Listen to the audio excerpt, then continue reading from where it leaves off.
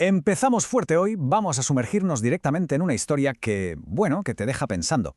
Imaginemos por un momento la escena. Madrugada, un frío que cala los huesos y ese viento cortante chocando contra las inmensas grúas de acero en un puerto marítimo de Colombia.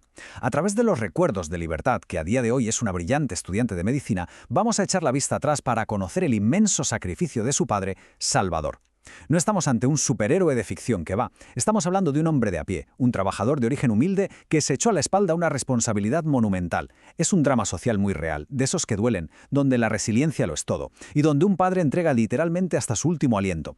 A lo largo de este análisis vamos a desgranar algunos conceptos técnicos de derecho laboral, sí, pero olvidaos de la teoría aburrida. Aquí vamos a ver cómo esos conceptos legales tan fríos chocan de bruces con la cruda realidad del sacrificio humano.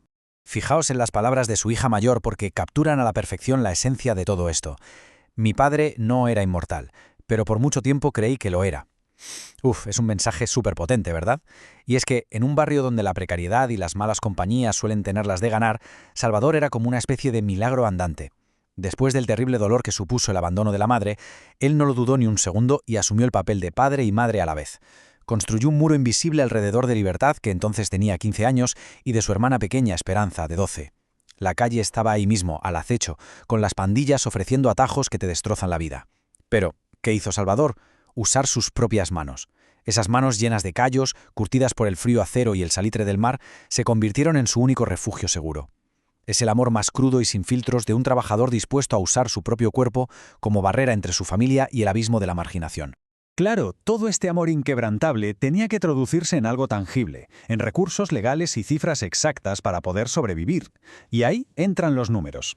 Salvador trabajaba operando una grúa pórtico en el terminal marítimo. Estamos hablando de pasarse el día entero suspendido a 40 metros de altura.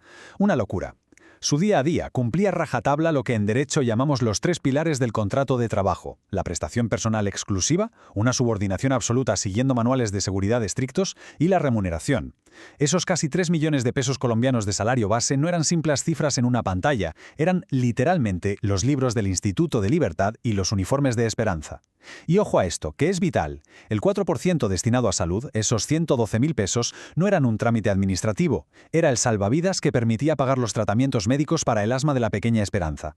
¿Y la pensión? Bueno, la única red para no acabar en la miseria en la vejez. Vamos, que una simple nómina se convierte en realidad en el mapa de supervivencia de toda una familia. Pero el cuerpo tiene un límite. Y aquí es donde la historia nos presenta una dualidad trágica que rompe el corazón. Por un lado, a la izquierda, vemos la protección laboral por salud. Años y años de cargar con el peso literal y metafórico de todo el puerto le destrozaron la espalda a Salvador, causándole una hernia discal tremenda. Desde la perspectiva del derecho laboral, esto es importantísimo. La ley le otorgó una estabilidad laboral reforzada. En cristiano, esto significa que era prácticamente intocable para la empresa por su condición médica. El sistema lo protegía a tope. Pero, a la derecha, tenemos la otra cara de la moneda, una amenaza constante que ninguna ley laboral puede frenar. Mientras el sistema protegía su puesto de trabajo, absolutamente nadie protegía la puerta de su casa. Las pandillas del barrio estaban cada vez más agresivas y rondaban a sus hijas. Imaginad el drama. ¿De qué te sirve tener el trabajo asegurado si tu entorno amenaza con devorar a tu familia? Salvador necesitaba dinero extra, y rápido, para sacarlas de ahí.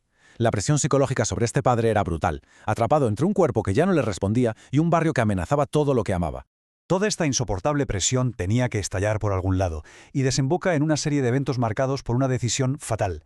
La pesadilla empieza en una noche de tormenta. Llovía a cántaros, de esas tormentas que te nublan la vista y el juicio.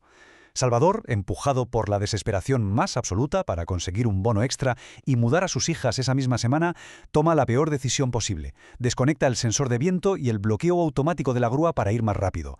Una negligencia extrema que casi hace que un contenedor de 20 toneladas aplaste la cubierta. Al día siguiente, el peso de la ley cayó sobre él. Aunque tenía esa protección médica, la empresa tenía que actuar. Le presentaron pruebas en vídeo que eran sencillamente irrefutables. El día de la audiencia disciplinaria tuvo que ser devastador. Salvador, con la voz totalmente quebrada, confesó. Explicó que no fue por rebeldía ni pereza, sino por el terror paralizante a perder a sus hijas en la calle. Pero tenemos que entender que los manuales de seguridad industrial son implacables por algo. Están para evitar tragedias mayores. El desenlace era inevitable. Despido con justa causa por una violación gravísima de los protocolos. El motor que mantenía a la familia se apagó de golpe. Y llegamos a esta reflexión final. Las herramientas pueden caer, pero el sacrificio de un padre construye cimientos que ninguna tormenta puede derribar. Es una frase que pone los pelos de punta y resume la lección de vida de todo esto. Sí, es verdad, Salvador perdió su empleo tras cometer un error gravísimo bajo un estrés inhumano. Pero si volvemos a la memoria de Libertad, que hoy camina firme por los pasillos iluminados de una facultad de medicina, la perspectiva cambia por completo, ¿verdad? Ese puerto gris y frío que imaginábamos al principio da paso a una luz súper cálida y llena de esperanza. Ella aprendió la lección más dura e importante. El verdadero legado de su padre no fue esa estabilidad financiera que se esfumó. Su legado real fue la resiliencia, fueron los valores, el esfuerzo incansable y la dignidad de levantarse frente a los peores golpes de la vida. Entendió que igual que las normas de seguridad salvan vidas en el trabajo, el sacrificio casi suicida de su padre las salvó a ellas del abismo de la calle. Y todo esto nos deja con una pregunta enorme flotando en el aire. Si el futuro y la vida de la gente que más quieres dependieran de una sola decisión arriesgada en medio de la tormenta, ¿hasta dónde estaríamos dispuestos a llegar?